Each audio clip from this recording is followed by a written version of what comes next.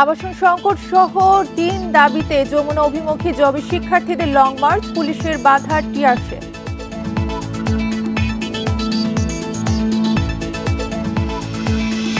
ঢাকা বিশ্ববিদ্যালয়ে ছুরিকাঘাতে ছাত্রদল নেতা সাম্য হত্যার প্রতিবাদে ভিসির পদত্যাগ চেয়ে বিক্ষোভ, গ্রেপ্তার ৩।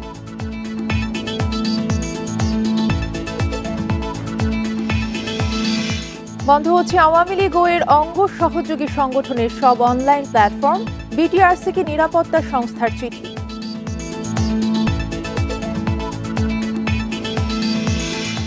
চট্টগ্রাম বন্দর অর্থনীতির হৃৎপিণ্ড, মন্তব্য প্রধান উপদেষ্টার। নতুন কালুরঘাট সেতুর নির্মাণ কাজের উদ্বোধন।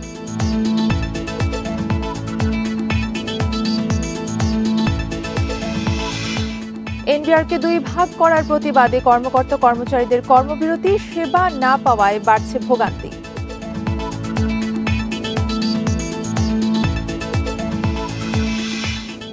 স্বাগত বিরতিহীন সংবাদ দুপুরের সঙ্গে আছি তাসনিমে জান্নাত অর্থী। শিরোনাম শুনছিলেন, এবারে বিস্তারিত। আবাসন সংকট নিরসন সহ 3 দফা দাবিতে জগন্নাথ বিশ্ববিদ্যালয়ের শিক্ষার্থীদের লং মার্চ টু যমুনা কর্মসূচিতে বাধা দিয়েছে পুলিশ। দুপুরে কাকরাইল মোড়ে টিয়ার শেল ও সাউন্ড গ্রেনেড নিক্ষেপ করা হয়। এর আগে সকাল 10টা থেকে ক্যাম্পাসে জড়ো হতে থাকেন শিক্ষার্থীরা। পরে সেখান থেকে যমুনার উদ্দেশ্যে পদযাত্রা শুরু করেন তারা। এ সময় তারা দাবি আদায়ে নানা স্লোগানও দিতে থাকেন। এর আগে মঙ্গলবার শিক্ষক শিক্ষার্থী প্রতিনিধিরা বিশ্ববিদ্যালয় মঞ্জুরি কমিশনের কর্মকর্তাদের সঙ্গে বৈঠক করেন।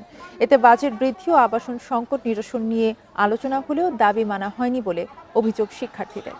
পরে জবি ঐক্য নামে জগন্নাথ বিশ্ববিদ্যালয়ের শিক্ষার্থীদের প্ল্যাটফর্ম থেকে 3 দাবিতে প্রধান উপদেষ্টার বাসভবন যমুনা অভিমুখে লং মার্চের ঘোষণা দেওয়া হয়।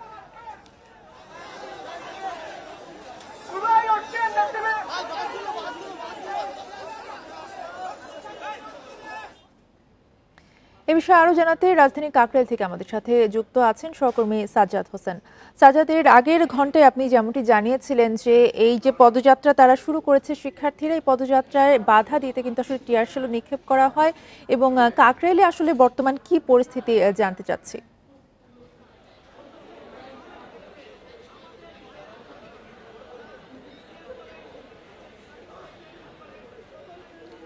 ঠিক এর আগের ঘন্টায় আমি যেমনটি বলেছিলাম, বিশ্ববিদ্যালয়ের জগন্নাথ বিশ্ববিদ্যালয়ের শিক্ষার্থীরা তারা কিন্তু লং মার্চ করে যমুনার উদ্দেশ্যে রওনা হয়েছিল একটি মিছিল নিয়ে। সেখান থেকে কিন্তু মিছিলটি যখন কাকরাইল মোড়ে এসে পৌঁছায়, সেখানে কিন্তু আইনশৃঙ্খলা বাহিনী যারা ছিল, এপিবিএন ছিল, সেখানে বিজিবি সদস্যরা ছিল এবং পুলিশ বাহিনী ছিল, তাদের উপরে কিন্তু মিছিলটি প্রতিরোধ করতে তাদের উপরে কিন্তু টিয়ার শেল এবং সাউন্ড গ্রেনেড নিক্ষেপ করা হয়।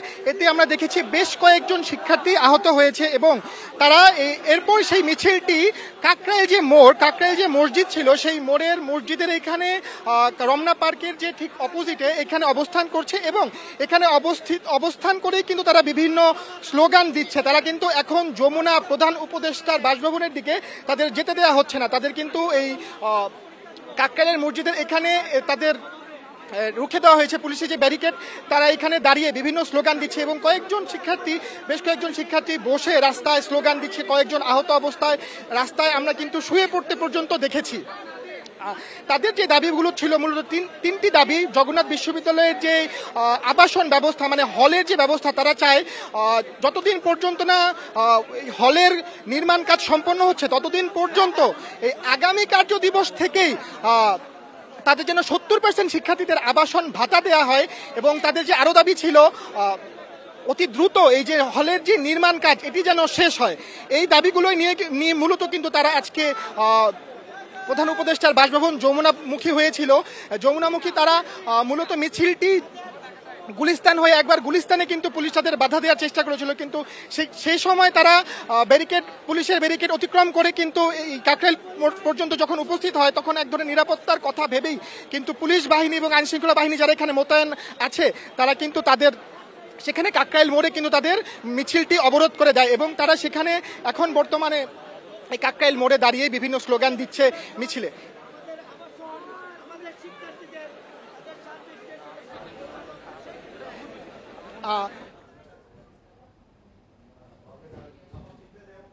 কাকরাইল থেকে জানাচ্ছিলেন সহকর্মী সাজ্জাদ হোসেন। ঢাকা বিশ্ববিদ্যালয়ের শিক্ষার্থী ও ছাত্রদল নেতা শাহরিয়ার আলমকে হত্যার ঘটনায় ৩ জনকে গ্রেপ্তার করেছে শাহবাগ থানা পুলিশ। তারা হলেন তামিম হাওলাদার, সম্রাট মল্লিক এবং পলাশ সর্দার। এদিকে ঢাকা মেডিকেলে নিহত শাহরিয়ার আলমের ময়না তদন্ত সম্পন্ন হয়েছে। পরে বেলা ১২টার দিকে তার মরদেহ নেওয়া হয় ঢাকা বিশ্ববিদ্যালয়ের কেন্দ্রীয় মসজিদে। সেখানে বাদ জোহর জানাজার পর শাহরিয়ারের মরদেহ সিরাজগঞ্জের বাড়িতে নেওয়া হবে। সেখানেই তার দাফন হবে বলে জানিয়েছে পরিবার। ঢাকা বিশ্ববিদ্যালয়ের শিক্ষা ও গবেষণা ইনস্টিটিউটের ছাত্র শাহরিয়ার স্যার এ.এফ. রহমান হল শাখা ছাত্রদলের নেতা ছিলেন। মঙ্গলবার রাত ১২টার দিকে সোহরাওয়ার্দী উদ্যানের মুক্ত মঞ্চের পাশে মোটরসাইকেলে যাওয়ার সময় এক ব্যক্তির সঙ্গে শাহরিয়ারের কথা কাটাকাটি হয়। এক পর্যায়ে শাহরিয়ারকে ছুরিকাঘাত করে ওই ব্যক্তি পালিয়ে যায়। শাহরিয়ারকে ঢাকা মেডিকেলে নেওয়া হলে চিকিৎসকরা তাকে মৃত ঘোষণা করেন। পরে শাহবাগ থানায় ১০ থেকে ১২ জনকে আসামি করে হত্যা মামলা করেন নিহতের ভাই। হত্যার প্রতিবাদে উপাচার্য প্রক্টরের পদত্যাগ দাবি করে ক্যাম্পাসে বিক্ষোভ করছে ছাত্রদল ও সাধারণ শিক্ষার্থীরা।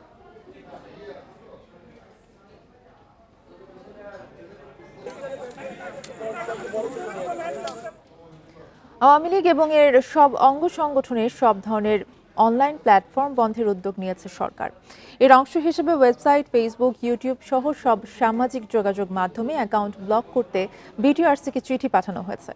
মঙ্গলবার এই সংক্রান্ত চিঠি দেয় জাতীয় সাইবার নিরাপত্তা এজেন্সি। এর আগে সোমবার গণহত্যার বিচার শেষ না হওয়া পর্যন্ত আওয়ামী লীগ এবং এর সব অঙ্গ সংগঠনের কার্যক্রম নিষিদ্ধ করে প্রজ্ঞাপন জারি করেছে স্বরাষ্ট্র মন্ত্রণালয়। একই দিনে রাজনৈতিক দল হিসেবে আওয়ামী লীগের নিবন্ধন স্থগিত করে নির্বাচন কমিশন।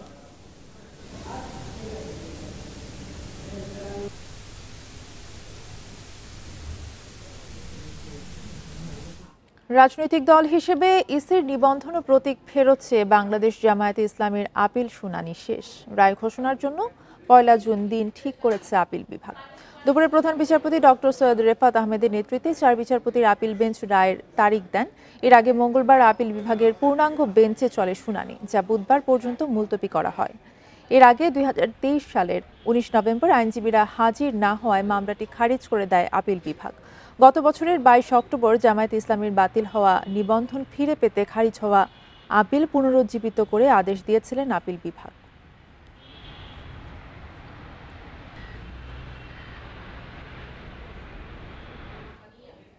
সব ওষুধের দাম ওষুধ প্রশাসন নির্ধারণ করতে পারবে বলে হাইকোর্টের দেয়া রুল ঠিক ছিল বলে রায় দিয়েছে আপিল বিভাগ। সকালে এই আদেশ দেওয়া হয়। এর আগে এক রিট আবেদনের পর ২০২৪ সালের ২৯ এপ্রিল ইচ্ছেমতো ওষুধের মূল্য বৃদ্ধি ঠেকাতে প্রয়োজনীয় ব্যবস্থা নেয়ার নির্দেশ দেয় হাইকোর্ট। ওষুধ প্রশাসন অধিদপ্তরের মহাপরিচালক সহ সংশ্লিষ্ট সব দপ্তরের কর্মকর্তাদের আদেশ বাস্তবায়ন করতে বলা হয়। একই সঙ্গে অব্যাহতভাবে ওষুধের মূল্য বৃদ্ধি ঠেকাতে কর্তৃপক্ষের নিষ্ক্রিয়তা কেন অবৈধ হবে না জানতে চেয়ে রুল জারি করে আদালত। এছাড়াও বিদেশ থেকে আমদানি করা অনুমোদনহীন ওষুধ বিক্রি বন্ধের নির্দেশ দেওয়া হয়।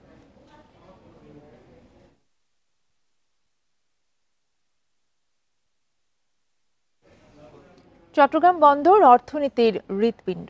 একে বাদ দিয়ে অর্থনীতির নতুন পথ খোলা সম্ভব নয় বলে মন্তব্য করেছেন প্রধান উপদেষ্টা অধ্যাপক মোহাম্মদ ইউনূস। সকালে চট্টগ্রাম বন্দর পরিদর্শন শেষে মতবিনিময় সভায় এই মন্তব্য করেন তিনি। এই বন্দর সেরা হলেই দেশের অর্থনীতিও সেরা হবে বলে মন্তব্য করেন প্রধান উপদেষ্টা। সকাল ১০টার কিছু আগে চট্টগ্রামে পৌঁছান প্রধান উপদেষ্টা অধ্যাপক মোহাম্মদ ইউনূস। বিমানবন্দর থেকে সরাসরি চট্টগ্রাম বন্দরে যান তিনি। ঘুরে দেখেন বন্দরের কার্যক্রম, মতবিনিময় করেন সংশ্লিষ্টদের সঙ্গে। প্রধান উপদেষ্টা বলেন, বাংলাদেশের নতুন অর্থনৈতিক ব্যবস্থায় হৃৎপিণ্ড চট্টগ্রাম সমুদ্র বন্দর। বলেন, বন্দর শক্তিশালী হলে দেশের অর্থনীতিও শক্তিশালী হবে। আমাদের চট্টগ্রাম বন্দরটা হলো বাংলাদেশের অর্থনীতির হৃৎপিণ্ড। বাংলাদেশের অর্থনীতি যদি পাল্টাতে হয়, পাল্টাতে হবে, হয় অবকাশ নেই, আমাদেরকে পাল্টাতে হবে। কারণ চট্টগ্রাম বন্দর হলো ভরসা। এটাকে বাদ দিয়ে বাংলাদেশের অর্থনীতি নতুন কোনো পাতা, নতুন কোনো অধ্যায়ে প্রবেশ করার কোনো সুযোগ নেই। বিদেশিদের পরিচালনার মাধ্যমে কর্মদক্ষতা আরও বাড়ানো হবে। ভবিষ্যতে বিদেশেও বাংলাদেশের চাহিদা বাড়বে বলে মন্তব্য করেন অধ্যাপক ইউনূস। ইতিমধ্যে যারা তাদের সঙ্গে কাজ করলো, আমাদের লোকজন যারা কাজ করলো, তারা কিন্তু অভিজ্ঞ হতে আরম্ভ করেছে। এর পরবর্তী ৫ বছরে আমি একেবারে গ্যারান্টি দিয়ে বলতে পারি, যদি ৩১ সালে তারা কর্মক্ষম হয়ে যায়, চালু হয়ে যায় সবকিছু, আর ৫ বছর ৩৬ সালের মধ্যে পৃথিবীর যত দেশের যত বন্দর তারা চালায়, এই সমস্ত টপ কোম্পানিগুলা, তাদের বহু জায়গাতে বাংলাদেশিরাই পরিচালনা করে। এরপর বেলা 11টার দিকে চট্টগ্রাম সার্কিট হাউস থেকে কালুরঘাটে কর্ণফুলী নদীর রেলসহ সড়ক সেতুর নির্মাণ কাজের উদ্বোধন করেন প্রধান উপদেষ্টা। নতুন সেতুর কাজ 2029 সালের মধ্যে শেষ করে 2030 সালে চালু হওয়ার কথা রয়েছে। বন ইবনে কামাল, ইন্ডিপেন্ডেন্ট নিউজ। চট্টগ্রাম শহরের জলাবদ্ধতা চলতি মৌসুমে অর্ধেকে নামিয়ে আনতে প্রধান উপদেষ্টা নির্দেশনা দিয়েছেন প্রধান উপদেষ্টা অধ্যাপক মোহাম্মদ ইউনূস। চট্টগ্রাম সার্কিট হাউস সম্মেলন কক্ষে চট্টগ্রাম মহানগরীর জলাবদ্ধতা নিরসন বিষয়ক এক মতবিনিময় সভায় তিনি এই নির্দেশ দেন। অধ্যাপক ইউনূস বলেন, অনেক রকম থিওরিটিক্যাল আলোচনা হয়েছে, এবার জলাবদ্ধতার সমস্যা থেকে চিরতরে বের হয়ে আসতে হবে, ক্রমান্বয়ে অবস্থার পরিবর্তন ঘটাতে হবে বলে মন্তব্য করেন তিনি। প্রধান উপদেষ্টা বলেন, এবছর যেহেতু বর্ষা মৌসুম শুরু হয়েছে, তাই এবার সমস্যার পুরোপুরি সমাধান সম্ভব হবে না। জলাবদ্ধতা নিরসনে সংশ্লিষ্ট সব প্রতিষ্ঠানকে আরও সক্রিয় হতে তাগিদ দেন তিনি। বলেন, চট্টগ্রাম শহরের যে সক্ষমতা রয়েছে তা অন্য অনেক শহরের নেই, তাই চট্টগ্রামের সকল প্রতিষ্ঠানকে সক্রিয় হতে হবে এবং নাগরিক সমাজকে বলিষ্ঠ ভূমিকা রেখে নিজেদের সক্ষমতার প্রমাণ দিতে হবে। গত বছরের স্ট্যাটিস্টিক্সের থেকে এই বছরের স্ট্যাটিস্টিক্স অন্তত 50% কম হবে, তাহলে বোঝা যায় না কিছুটা কাজ হয়েছে। যা যত আইটেম আছে এবারে এই বছর এই জলাবদ্ধতার কারণে এই ঘটনা ঘটেছিল, গতবার এত অ্যাক্সিডেন্ট হয়েছে, এত মুখ হয়েছে, স্ট্যাটিস্টিক্স আমাদের কাছে আছে। এই বছরের যখন স্ট্যাটিস্টিক্স আমরা জমা করব, সেটা তুলনাগতভাবে আমরা কি দেখব, সেটাই আমরা এক্সপেকটেশন। আজকে যদি আমরা আলাপ করে যাই, সেটা আমরা লক্ষ্য করবো যে এটা হচ্ছে কিনা। না হলে বলবো যে এত পানি গেল, টাকা গেল, সব কিছু গেল, কাজ করল না। কাজ তো আমরা এই খালের দৈর্ঘ্য মাপও করবো না, গভীরতা মাপও করবো না, আমরা মাপবো মানুষের স্বস্তি কতটুকু এসছে, দুর্ভোগ কত লাঘব হলো। চট্টগ্রাম বিশ্ববিদ্যালয়ে পঞ্চম সমাবর্তনে অংশ নিতে ক্যাম্পাসে হাজারো শিক্ষার্থীর উপস্থিতি। এ বিষয়ে আরও জানাতে আমাদের সাথে যুক্ত হয়েছেন সহকর্মী আলমগীর সবুজ। আলমগীর সবুজ, প্রধান উপদেষ্টা এরই মধ্যে সেখানে উপস্থিত হয়েছেন, সংবর্ধনা শুরু হয়েছে কিনা সেখান থেকে জানাবেন বিস্তারিত।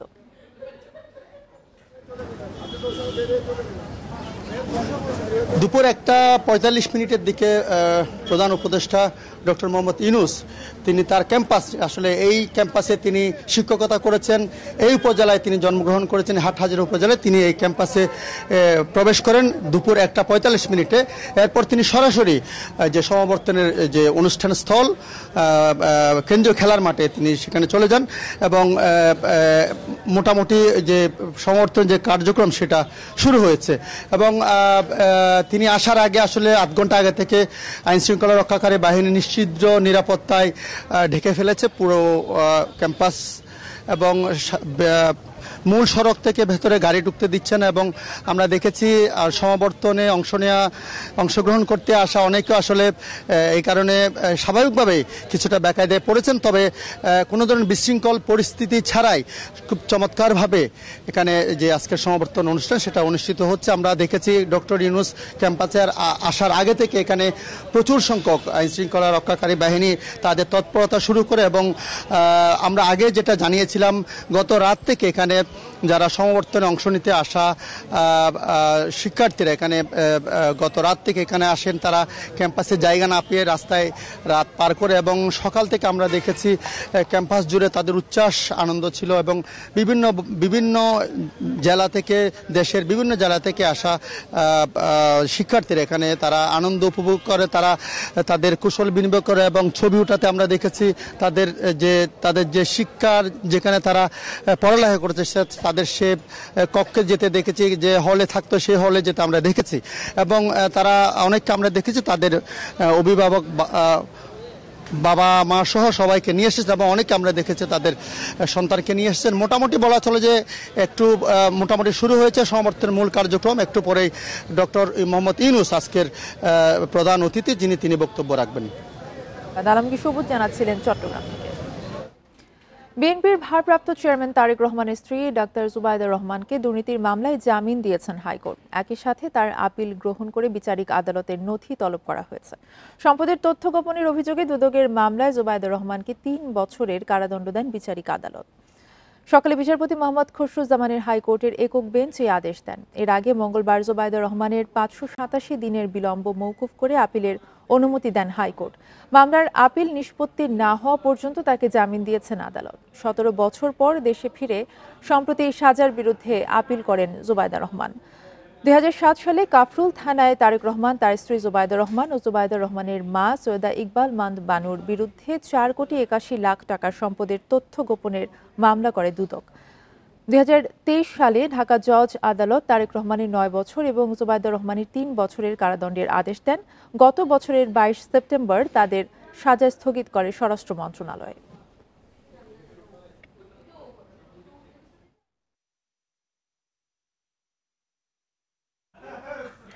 ঢাকা দক্ষিণ সিটি কর্পোরেশনের মেয়র হিসেবে ইশরাক হোসেনের দ্রুত শপথের দাবিতে নগর ভবনের সামনে বিক্ষোভ করেছেন তার সমর্থকরা। সকাল 9টা থেকে বেলা 11টা পর্যন্ত হয় এই বিক্ষোভ। ঢাকাবাসী ব্যানার নিয়ে বিক্ষোভে অংশ নেন ঢাকা দক্ষিণ সিটির বাসিন্দা ও সমর্থকেরা। জানান, ঢাকা দক্ষিণে মেয়র না থাকায় নানা সমস্যা দেখা দিয়েছে। পানি, সড়ক সহ বিভিন্ন সমস্যার সমাধান পাওয়া যাচ্ছে না। তাই সময় মতো নাগরিক সেবা পেতে দ্রুত ইশরাক হোসেনের দায়িত্ব গ্রহণের ব্যবস্থা নেওয়ার দাবি জানান বিক্ষোভকারীরা। ঢাকা দক্ষিণ সিটি কর্পোরেশনের 2020 সালের নির্বাচনে ফজলে নূর তাপসকে বিজয়ী ঘোষণার ফল বাতিল করে 27 মার্চ বিএনপি নেতা ইশরাককে মেয়র ঘোষণা করে আদালত। ঢাকার প্রথম যুগ্ম জেলা জজ ও নির্বাচনী ট্রাইব্যুনালের বিচারক মোহাম্মদ নুরুল ইসলাম এই আদেশ দেন।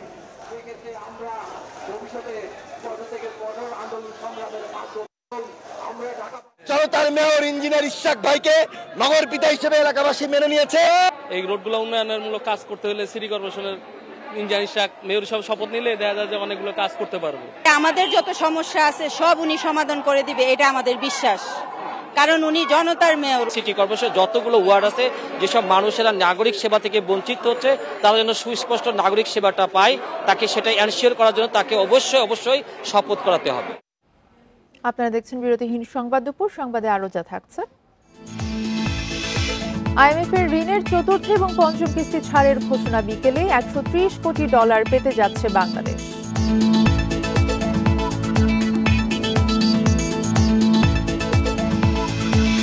নিখোঁজের একদিন পর আশুলিয়ার পুকুরে মিলল 2 শিশুর মরদেহ। অভিযোগ পেলে আইনগত ব্যবস্থা নেবে পুলিশ।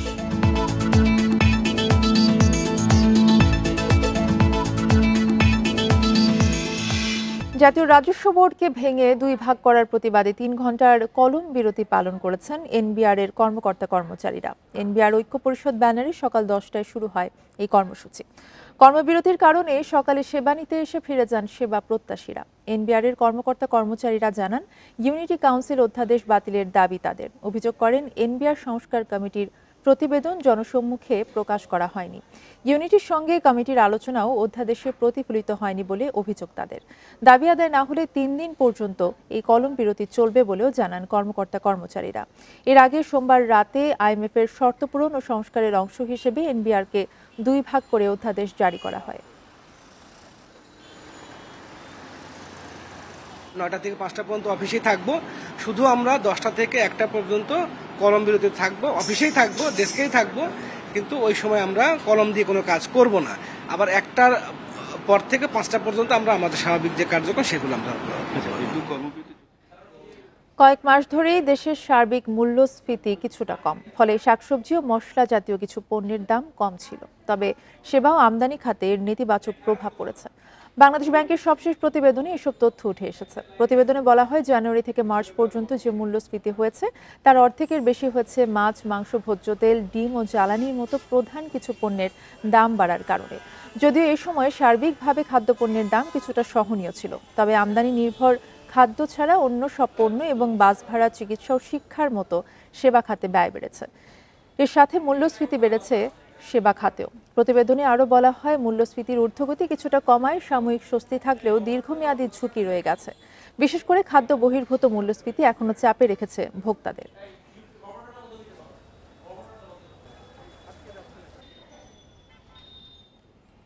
আগামী মাসে আন্তর্জাতিক মুদ্রা তহবিল আইএমএফ এর ঋণের চতুর্থ এবং পঞ্চম কিস্তির $130 কোটি পেতে যাচ্ছে বাংলাদেশ। এ বিষয়ে আনুষ্ঠানিক ঘোষণা আসতে পারে বিকেলে।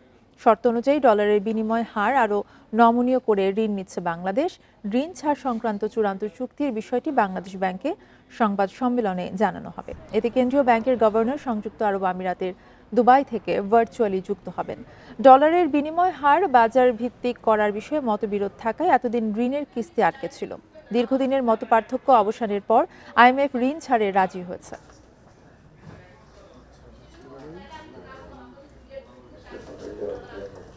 কয়েক দফা এখানে এসে বাংলাদেশ ব্যাংক, তারপর অর্থ মন্ত্রণালয়, এনবিআর সহ বিভিন্ন স্টেকের সাথে তারা কথা বলেছে এবং তাদের যে সকল শর্ত ছিল সেগুলো আবার তাদের কাছে খোলাসা করেছে। এই ব্যাপারে দীর্ঘ আলাপ আলোচনার পরে ধারণা করা হচ্ছে যে আইএমএফ ঋণ প্রদানের ক্ষেত্রে যে অচলায়তন ছিল এটার অবসান ঘটবে। নিখোঁজের একদিন পর আশুলিয়ার একটি পুকুরে মিলল 2 শিশুর মরদেহ। পুলিশ বলছে ময়নাতদন্ত প্রতিবেদনের পর জানা যাবে মৃত্যুর প্রকৃত কারণ। পরিবারের অভিযোগ পেলে আইনগত ব্যবস্থা নেওয়া হবে বলেও জানিয়েছে পুলিশ। আশুলিয়ার পলাশবাড়ির একটি পুকুরে বুধবার সকালে 2 শিশুর মরদেহ ভাসতে দেখেন স্থানীয়রা। পরে জরুরি সেবা নম্বর 999-এ ফোন করে পুলিশকে জানানো হয়। পুলিশ ঘটনাস্থলে গিয়ে মরদেহ দুটি উদ্ধার করে। ফজরের নামাজের পর আমি পড়তেছিলাম, তখন দেখি 2টা লাশ এখানে ভাসে আছে।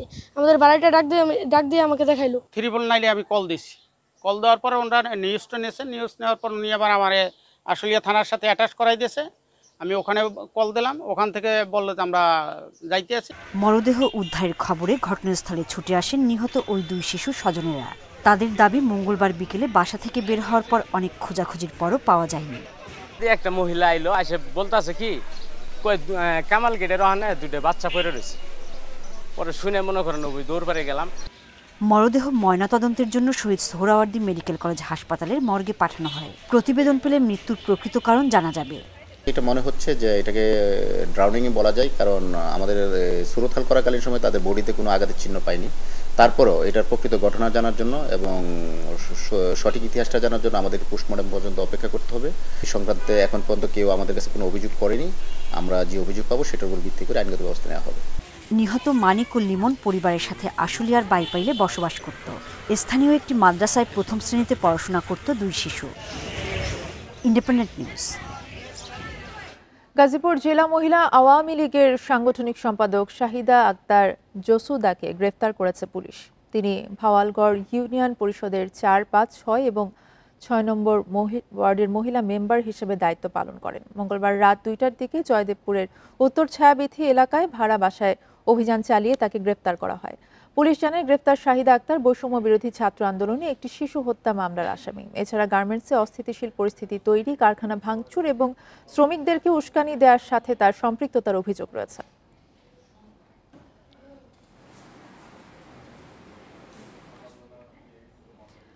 মে মাস তাপপ্রবাহ, বজ্রবৃষ্টি এবং ঘূর্ণিঝড়ের মাস। এই সময়ে প্রাকৃতিক দুর্যোগ ও প্রাণহানির ঘটনাও বেশি হয়। আবহাওয়া অধিদপ্তর বলছে এপ্রিল থেকে জুন কর্কট ক্রান্তি রেখার আশপাশের তাপ তীব্র থাকে, তাই বজ্রপাত এবং ঘূর্ণিঝড়ের প্রবণতা বাড়ে। গেল 5 বছরে 5টি ঘূর্ণিঝড় হয়েছে এ মাসে। এবারও 23 মে বঙ্গোপসাগরে একটি নিম্নচাপ সৃষ্টির আশঙ্কা রয়েছে। মে মাসে সূর্যের উত্তরায়ণ ঘটে। সূর্য মাথার উপরে থাকে মার্চ থেকে জুন পর্যন্ত। আফ্রিকা, সৌদি আরব, ভারতের মরু অঞ্চলের সমান্তরালে বাংলাদেশের মধ্যাঞ্চলের ওপর দিয়ে গেছে কর্কট ক্রান্তি রেখা, তাই এই রেখার আশেপাশে এলাকায় সূর্যের তাপ প্রখর হয়। এপ্রিল মেতে ভারতের পশ্চিমবঙ্গ, বিহার, উত্তর ও মধ্যপ্রদেশ থেকে বয়ে আসে শুষ্ক বাতাস। এ প্রবেশ মুখেই পড়ে চুয়াডাঙ্গা, ফরিদপুর, কুষ্টিয়া সহ দেশের উত্তর মধ্যাঞ্চল। এই লু হাওয়ার সঙ্গে তাপমাত্রার ঊর্ধ্বগতি পরিস্থিতি করে তোলে ভয়াবহ। তাই এ সময় পারদ উঠে যায় 40 ডিগ্রি সেলসিয়াসের ওপর। এবছরও সারা দেশেই চরম ভাবাপন্ন হয়ে আছে আবহাওয়া। পশ্চিম দিক থেকে আসা লু হাওয়া, স্থানীয়ভাবে ভৌগোলিক অবস্থান, কর্কট ক্রান্তি রেখার অবস্থান, তাছাড়া সূর্যের আলোর প্রখর প্রাপ্যতা এবং সর্বোচ্চ এবং সর্বনিম্ন তাপমাত্রার পার্থক্যের ব্যবধান, জলীয়বাষ্পের আধিক্য এবং বায়ুর গতিবেগ যদি কম থাকে তাহলে এই অঞ্চলে এই যে চরম ভাবাপন্ন তাপমাত্রা সেটি অসহনীয় হয়ে ওঠে। মে মাসে হানা দেয় ঘূর্ণিঝড়। 2019 সালে 6 বছরে ঘূর্ণিঝড় ফণী, আমফান, ইয়াস, মোখা ও রেমাল আঘাত হানে। এবছরেও মে মাসের শেষে দক্ষিণ বঙ্গোপসাগরে একটি নিম্নচাপ সৃষ্টি হতে পারে। নিম্নচাপ তৈরি না হওয়া পর্যন্ত সেটি ঘূর্ণিঝড়ের রূপ নেবে কিনা তা বলা উচিত হবে না বলে আমরা মনে করি, কারণ অনেক সময় নিম্নচাপ তৈরি হয়েই আবার তার ইন্টেন্সিফিকেশনের সমাপ্তি ঘটাতে পারে। তবে আমরা আশঙ্কা করছি যে এই ধরনের সিস্টেমের একটু তীব্রতা বৃদ্ধি পাওয়ার সম্ভাবনা রয়েছে। যদি ঘূর্ণিঝড়ের রূপ নেয় তখন এটির নাম হবে শক্তি। জাতিসংঘের তথ্য অনুযায়ী বাংলাদেশে প্রতি বছর বজ্রপাতে গড়ে ৩০০ মানুষ মারা যায়। তাই বজ্রঝড়ের শুরুতেই খোলা স্থান ত্যাগ করে নিরাপদ আশ্রয় নেবার পরামর্শ আবহাওয়া অধিদপ্তরের। Shahriar Anirban, Independent News, Dhaka. জাহিদ হাসান, আফসানা মিমি, অপি করিম, চঞ্চল চৌধুরী, জয়া আহসান, তারিক আনাম, ইন্তেখাব দিনার, আজাদ আবুল কালামের মতো জনপ্রিয় অভিনেতাদের সিনেমা উৎসব মুক্তি পেতে যাচ্ছে কোরবানির ঈদে। মঙ্গলবার রাজধানীর গুলশানে তারকাদের উপস্থিতিতে সিনেমাটির পোস্টার উন্মোচন অনুষ্ঠানে এই তথ্য জানান নির্মাতা তানিম নূর। রাজধানীর গুলশানে শুটিং ক্লাবে উৎসবের আমেজে ঘোষণা করা হলো উৎসব সিনেমার মুক্তির সময়। রঙিন মুখোশের আড়ালে বসে থাকেন খ্যাতনামা তারকারা। একে একে তারকাদের মুখোশ উন্মোচন করেন পরিচালক তানিম নূর। ৯০ দশকে বাংলা চলচ্চিত্রে যে আকর্ষণ ছিল, দর্শকরা উৎসব ছবির মধ্য দিয়ে খুঁজে পাবেন সেই অনুভূতি। আপনাকে এই সিনেমাটা করতে হবে, আপনি আর জাহিদ ভাই। আমি তো শুনে ৩ লাখ, আমি আর জাহিদ ভাই। আচ্ছা আচ্ছা, তো মানে ওর ভাবনাটা ছিল যে 90s এর সময়টাকে ফেরত নিয়ে আসতে চায়। আমরা সাধারণত এখন নাটক কি করি, একজন সেন্ট্রাল ক্যারেক্টার থাকে, আরেকজন থাকে বা থাকে না, বা ফিল্মে একজন দুজন এরকম থাকে। অনেক সময় তো মা বাবাও থাকে না, সবকিছু মিলে 1 man show, half man show, 2 man show এগুলো হয়। এই ছবিতে সবাই মিলে কাজ করেছি। এই প্রজন্মের অনেকে তো দেখেই নি আমাদেরকে, আমাদের কাজও অনেকে দেখেনি। তো এই প্রজন্মকেও যদি একটু বোঝাতে চাই যে না, আমরাও কখনো ছিলাম। একসাথে কয়টা সিনেমা আপনারা শুট করছেন? আমি কেন একটাই উৎসব? তারপরে না, প্রত্যেকে তো আলাদা আলাদা লিড, এরা সবাই তো সেন্ট্রাল ক্যারেক্টার হিসেবে যার যা আলাদা করে সব কাজ আছে, একসাথে এতগুলো মানুষ। ৯০ দশকের পারিবারিক নাটক সিনেমার স্মৃতিকে ঘিরেই উৎসব নির্মাণের অনুপ্রেরণা পেয়েছেন পরিচালক তানিম নূর। দর্শকদের উদ্দেশ্যে তার বার্তা, পরিবার ছাড়া এই সিনেমা দেখা নিষেধ। এই ছবি যখন মুক্তি পাবে এবং দর্শক দেখবে, তাদের মধ্যেও এই আমরা যে সবাই একসাথে থাকার যে আনন্দ, একসাথে আনন্দ ভাগাভাগি করে নেওয়ার যে খুশি, সেটা যেন সবাই ফিল করে। সিনেমাটির চিত্রগ্রাহকের দায়িত্বে ছিলেন রাশেদ জামান। প্রবীণদের ভিড়ে আছেন 2 তরুণ অভিনেতা সাদিয়া আয়মান ও সুনেরা বিনতে কামাল। ইকরামুল কবির, ইন্ডিপেন্ডেন্ট নিউজ, ঢাকা। এই ছিল এখনকার সংবাদে। ইন্ডিপেন্ডেন্ট টেলিভিশনের সব খবর জানতে চোখ রাখুন ফেসবুক, ইউটিউব এবং এক্সে। ধন্যবাদ।